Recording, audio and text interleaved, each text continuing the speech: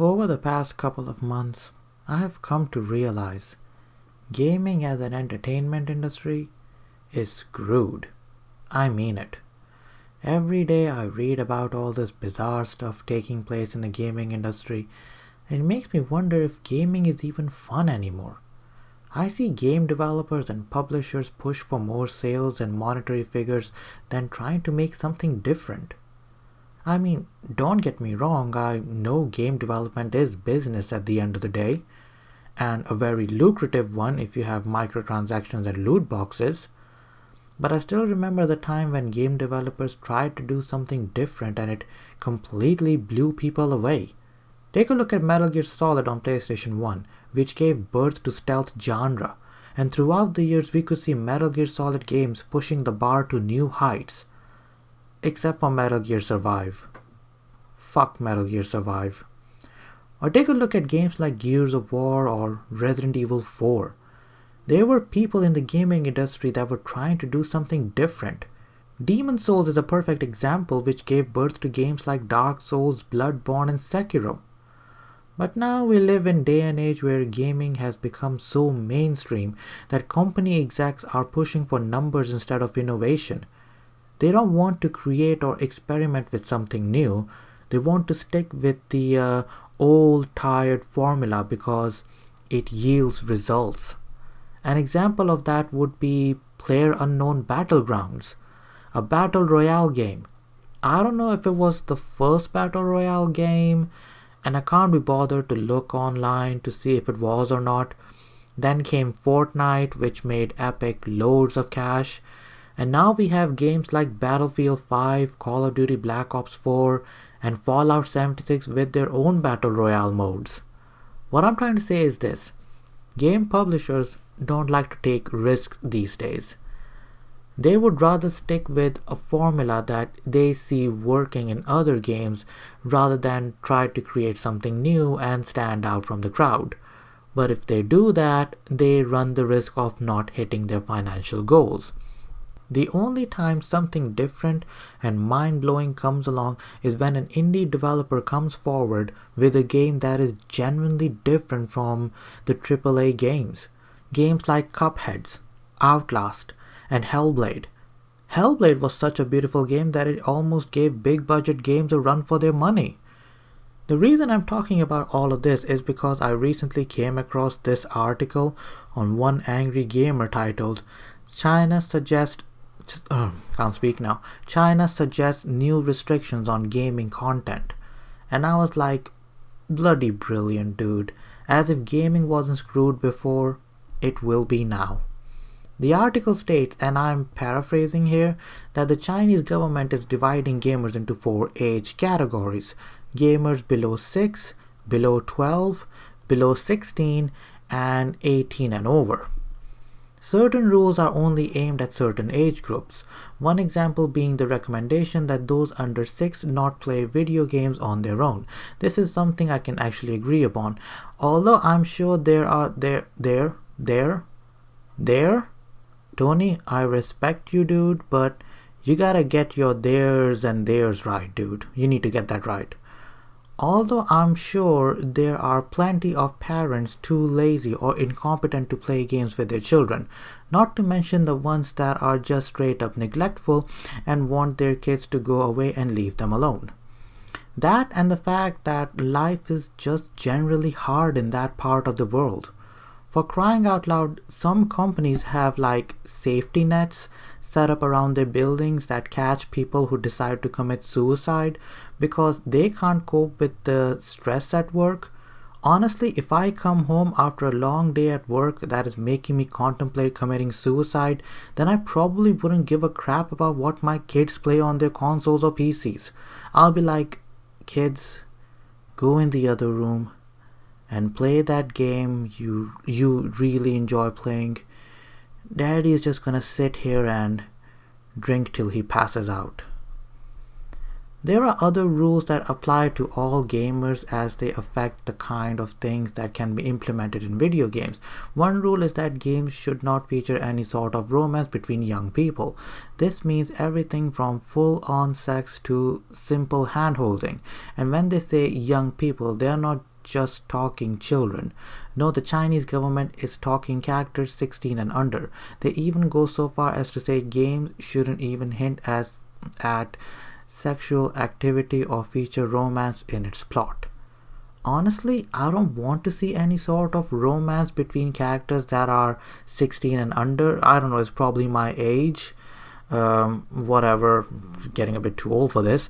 Unless it was a typo and Tony meant 16 and over, I can't see that as an issue.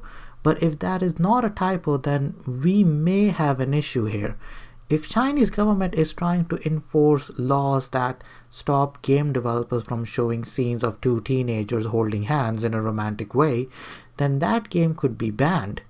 And if you are playing a Japanese visual novel like If My Heart Had Wings, where characters look a bit underage, then yeah, your game will be denied release in Chinese regions.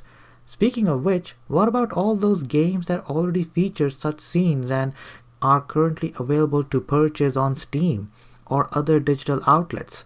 Will they be made unavailable in that region, or will they be censored by the developers just so they can stay in the Chinese marketplace?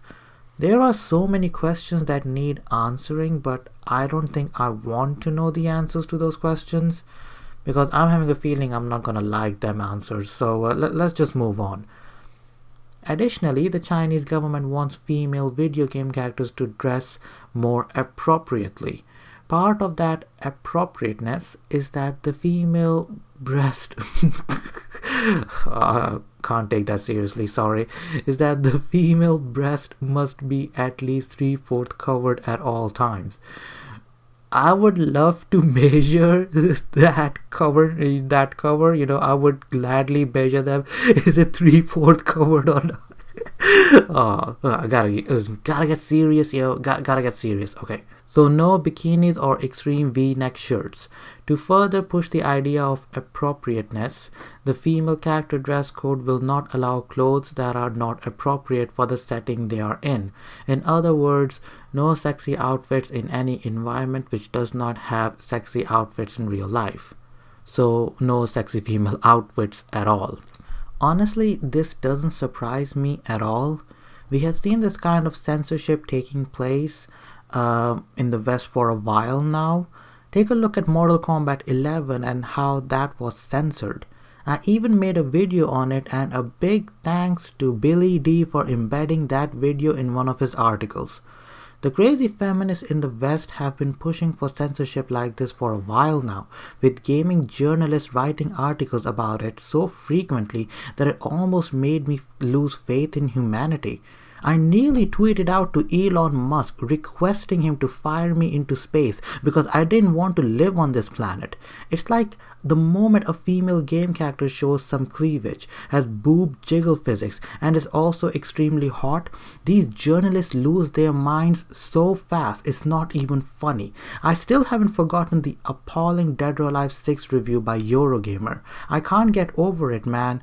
The moment I read this paragraph, I knew my waifu will not be making the cut if this goes through. So long, waifu, it was nice fapping to you. But really, this is more serious than you know, and the reason I'm making this video is because I don't think even Tony understands how big of an issue this is. Chinese entertainment market is massive. I kid you not. There is a reason Hollywood is trying its best to release movies to the Chinese audience as quickly as possible. It is so big that even Bollywood India is even jumping on the bandwagon of releasing movies in the Chinese market.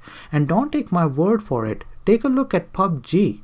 When that game came out, it was huge, and a huge chunk of it was Chinese gamers.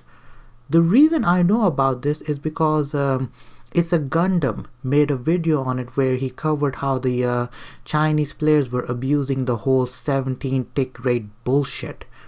Gundam also covered the fact that Brendan Green said that around 90% of the Chinese players were hackers. I'll leave a link to his video in the description box below. Please do check out his channel. He's actually quite funny.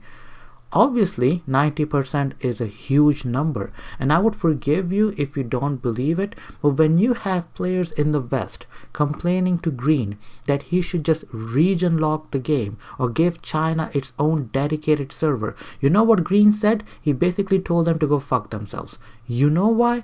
Because China is a huge market to isolate, and like I said at the start of the video, game publishers are more concerned with numbers and profits these days. They honestly don't give a damn. So if this censorship goes through, you think game developers will fight it by overloading the game with women wearing sexy outfits?